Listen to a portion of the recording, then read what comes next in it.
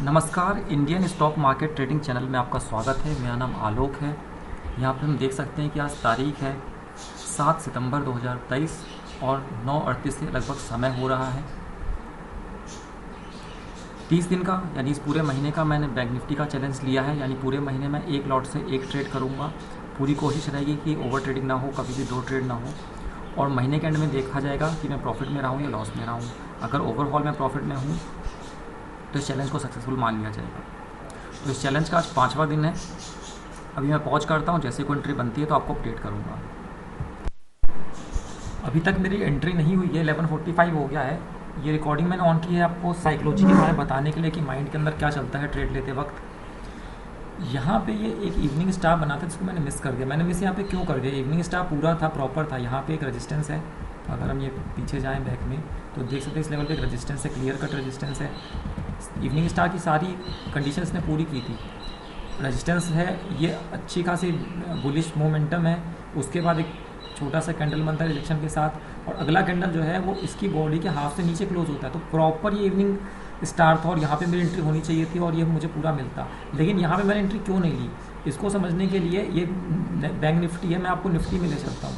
देखिए निफ्टी में भी यहाँ पे ये मोमेंटम आई थी, निफ्टी में भी यहाँ रेजिस्टेंस था, छोटा कैंडल बना, रिजेक्शन बनी। लेकिन ये जो कैंडल था ना, ये इसकी बॉडी के हाफ में यहाँ पे क्लोज होता, तब जो है ये प्रॉपर इवनिंग स्टार बनता।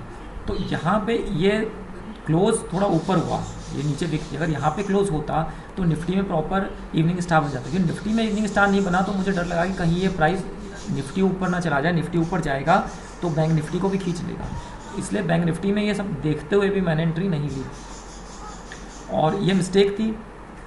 अब होता क्या है कि जब आपने एंट्री नहीं ली और इतना अच्छा खासा मूव मिस हो गया, 150 पॉइंट लगभग मिल जाते, तो अब माइंड जो है पैनिक में आ जाता है। माइंड कहीं भी एंट्री करना चाहता है, और कल भी यही हुआ था। लेकिन मैं पूरा वेट कर रहा हूँ कि जब तक कोई प्रॉपर पिन बार ना बने, इन्वर्टेड हैमर ना बने, तब तक मैं एंट्री नहीं लूँगा। एक अच्छा खासा इन्वर्टेड हैमर चाहिए, उसके बाद मैं एंट्री लूँगा।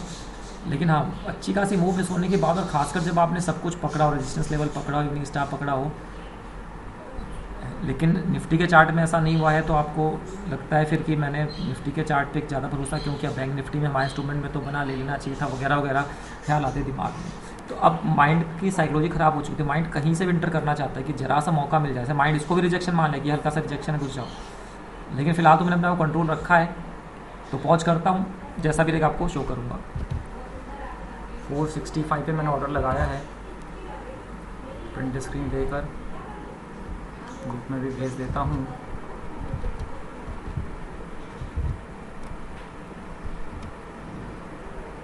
और ऐसा टाइप करके रख लेता हूँ, अगर प्राइस यहाँ पे आता है तो ऐसा लगाने के लिए।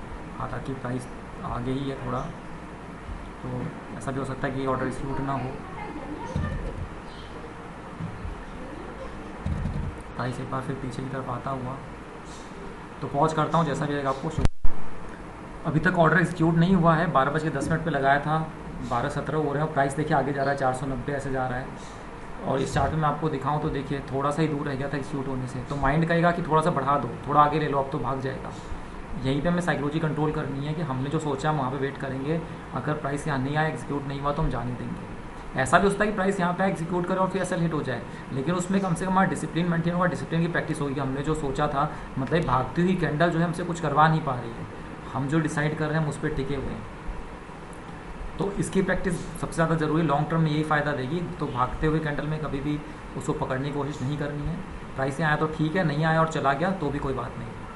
अगर प्राइस यहाँ से चला जाता है, नहीं आता है, तो आज कोई भी ट्रेड नहीं होगी। लेकिन यही साइकोलॉजी बताने के लिए कि जब जरा से इससे चूक जाता है प्राइस, देखिए जरा से इससे चूक के जाने लगता है, तो माइंड कहता है इसमें घुस जाओ, और उसी में जो है एसएल के ज़्यादा चांसेस रहते हैं। ऐसे तो देखिए यहाँ से एक्सिक्यूट होने के बाद भी आ सकता है, मगर भागते हुए कैंडल में घुसेंगे तो ज़्यादा चांस रहते हैं। तो ये साइकोलॉजी बताने के लिए मैंने आपको रिकॉर्डिंग ऑन की थी। पॉज करता हूँ, आगे जैसा भी रहेगा आपको शो करूँगा। तो सबसे पहले तो मैं इस ऑर्डर को कैंसिल करूँगा, क्योंकि इस एक्शन में मोमेंटम आ चुकी है। अब अगर इतना ज़्यादा प्राइस लौटता है तो लेने का कोई मतलब नहीं। ग्रुप में भी लिख देता हूँ कैंसिल द ऑर्डर।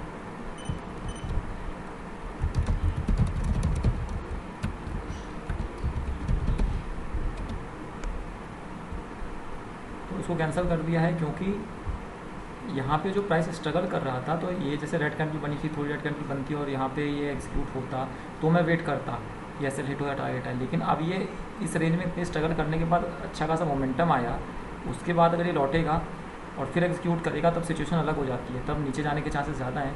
तो अब हमें एक फ्रेश एंट्री ढूंढनी पड़ेगी, तो इस एंट्री को तो हटा देते हैं और अब देखते हैं कि अगर कोई और एंट्री मिलती है। सबसे जो मेन यहाँ पे ट्रेड थी आज की, वो यहाँ पे मिस हो गई सिर्फ निफ्टी की वजह से, क्योंकि निफ्टी को देखने से मैं डिसीजन नहीं ले पाया। नहीं तो बैंक में बिल्कुल क्लियर कट इवनिंग स्टार बना है, बिल्कुल बढ़िया सेटअप, और उसने बढ़िया रिजल्ट भी दिया है।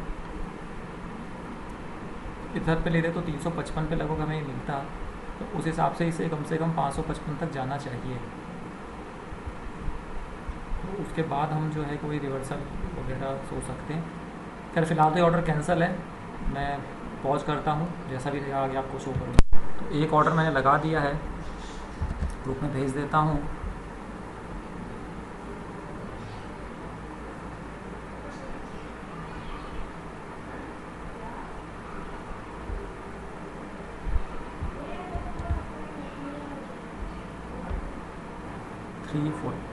$347 पे ऑर्डर कंप्लीट हुआ है। एसएल 325 का लगा हुआ है, तो अब लॉन्ग पोजीशन टूल बार यहाँ पे लगा देता हूँ।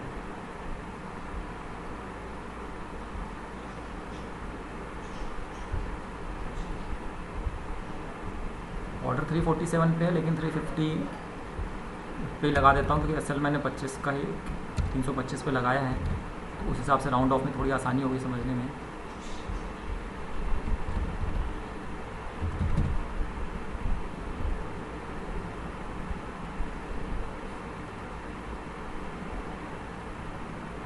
और टारगेट ज़्यादा नहीं रख सकते, बहुत सारा मिस मूव ऑलरेडी हो चुका है, तो 400 पे ट्राई करते हैं।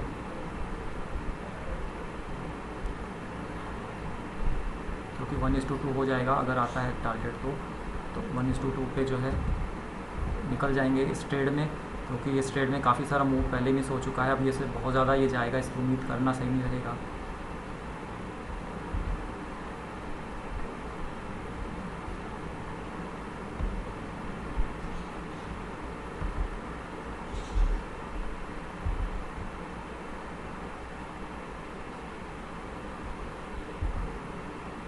प्राइस नीचे की तरफ आता हुआ, साइकोलॉजिकली माइंड में फियर आता हुआ एसएल हिट होने का, लेकिन फियर के साथ साथ हमें अपने आप को याद दिलाना है कि अगर एसएल हिट हो गया तो ओवर ट्रेडिंग नहीं करनी है।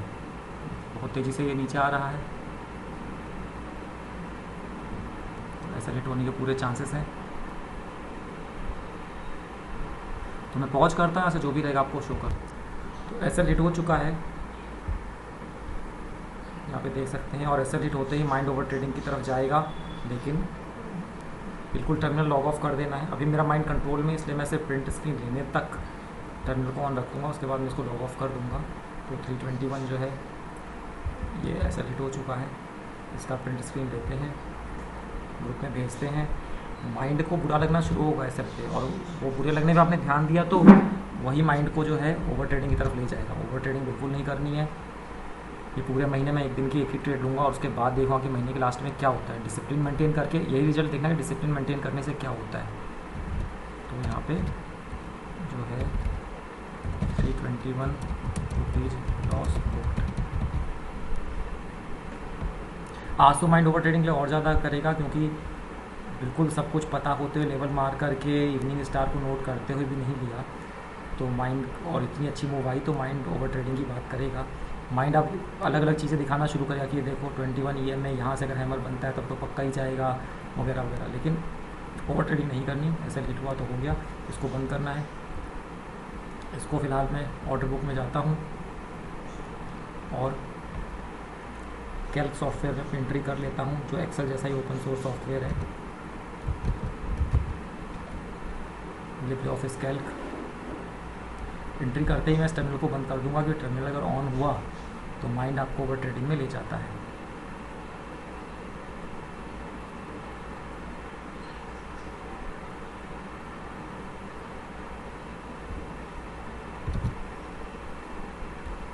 तो यहाँ पर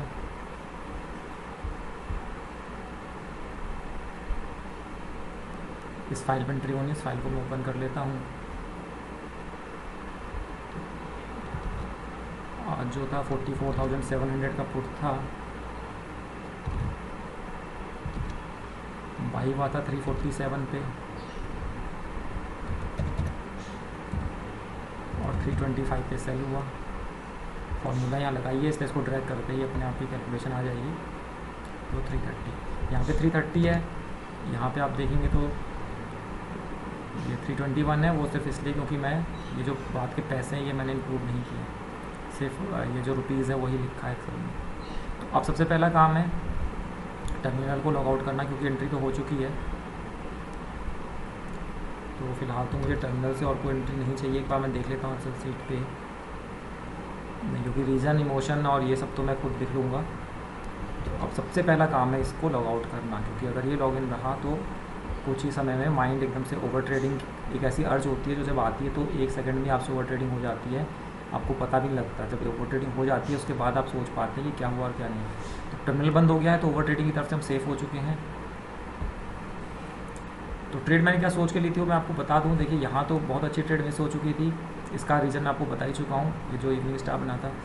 तो उसके बाद जो यहाँ पे जाके ये पिन बार या इन्वर्टेड हैमर हम कहते हैं ये बना था, तो यहाँ से मुझे उम्मीद थी कि अब जो प्राइस जो है नीचे जा सकता है, लेकिन ऐसा हुआ नहीं, ऐसा हिट हो गया। तो कोई बात नहीं, टर्मिनल को लॉक आउट कर दिया। सबसे बड़ी बात रही कि डिसिप्लिन मेंटेन हुआ, क्योंकि यहाँ पर भी एक इन्वर्टेड हैमर बनने का वेट किया यहाँ तक, यहाँ कहीं इधर इधर इधर इधर नहीं एंट्री है। सबसे पहले मैंने यहाँ पे वेट किया था, यहाँ पे जो है ये इनगल्फिंग आप देख सकते हैं, इनगल्फिंग बना है। तो मैंने इनगल्फिंग के बीच में वो 465 जहाँ तक मुझे याद आ रहा है प्राइस था वहाँ लगाया था, और प्राइस नहीं आया, 2-3 पॉइंट से ही वो चला गया। तो मैंने भागते मार्केट का पीछा नहीं किया, यहाँ पे भी डिसिप्लिन मेंटेन रहा। यहाँ पे भी डिसिप्लिन मेंटेन था क्योंकि हैमर बनने के बाद मैंने लिया है। अब वो नहीं गया, वो एक अलग मैटर है। तो आज के लिए इतना ही, कल की ट्रेड में फिर मिलते हैं, तब तक के लिए नमस्कार।